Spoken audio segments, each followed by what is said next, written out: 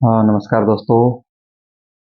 इस साल अपने देश में एक बहुत बड़ा त्योहार होने वाला है, या कहो तो विश्व का सबसे बड़ा आयोजन उसको कहा जाता है, महाकुंभ। तो 13 जनवरी से लेकर के 26 फरवरी तक इसका आयोजन होगा प्रयागराज में। लेकिन कुंभ है क्या? ये हर 12 साल के बाद मनाया जाता है महाकुंभ। इसके पीछे की वजह क्या है और ये प्रयागराज में ही क्यों मनाया जाता है? ऐसे तो महाकुंभ के अपने देश में और 4 जगह भी होता है: प्रयागराज, उज्जैन, नासिक और हरिद्वार। लेकिन अभी जो महाकुंभ हो रहा है, जिसकी चर्चा अभी हर जगह है, एक इसके बारे में कहा जाता है कि ये विश्व का सबसे बड़ा धार्मिक आयोजन है। मतलब एक रिपोर्ट के अनुसार 40 करोड़ लोग इसमें शामिल होते हैं। 13 जनवरी से शुरू होगा और 26 फरवरी महाशिवरात्रि के दिन ये इसका आखिरी दिवस होगा महाकुंभ का। अब बात करते हैं महाकुंभ आखिर होता क्यों है, इसके पीछे की कारण क्या है। महाकुंभ, जैसा कि आप जानते हैं, 12 साल के बाद होता है। कुंभ का मतलब पहले जानना होगा कि ये क्या होता है। कुंभ का मतलब होता है घड़ा।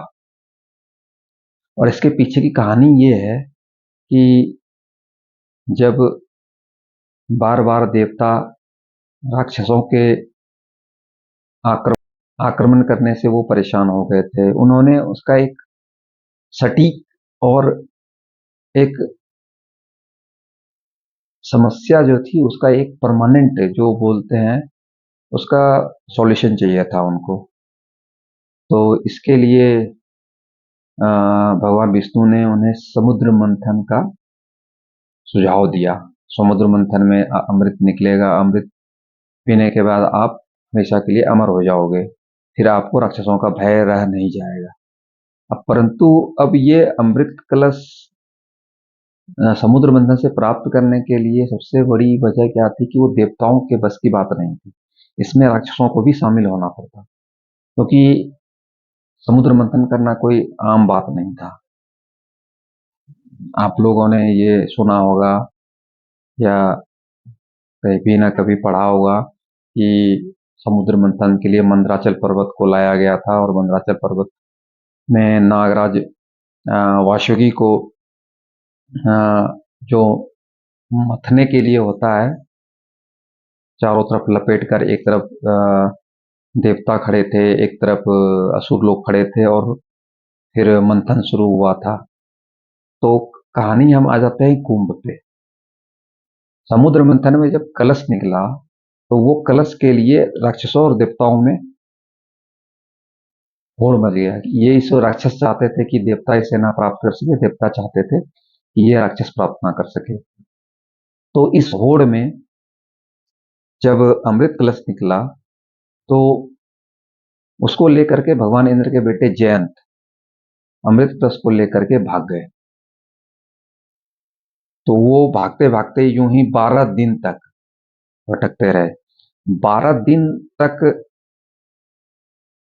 उसको लग गया स्वर्ग तक पहुंचने में, अमृत कलश को लेकर के। तो इस दौरान क्या हुआ कि अमृत कलश से 4 बूंदे जो है धरती पर गिर गई। एक बूंद गिरी प्रयागराज में, एक बूंद उज्जैन में, एक नासिक में, हरिद्वार में।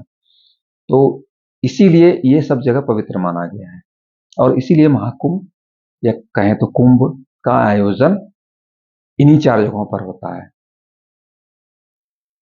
क्योंकि हमारा, आपका, मतलब मानव का एक साल जो है, देवताओं के लिए एक दिन होता है। इसलिए 12 दिन लगे थे, तो इसलिए हर 12 साल पे इसकी पुनरावृत्ति होती है। ये महाकुंभ के आयोजन के पीछे की कहानी है।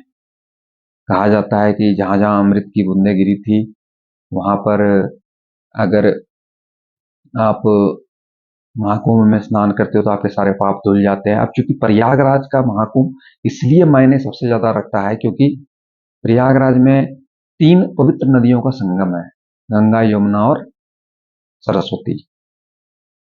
क्योंकि नासिक, हरिद्वार हरिद्वार में सिर्फ गंगा है, नासिक और उज्जैन में सिर्फ एक एक नदी है, लेकिन यहाँ पर इसका महत्व इसलिए बढ़ जाता है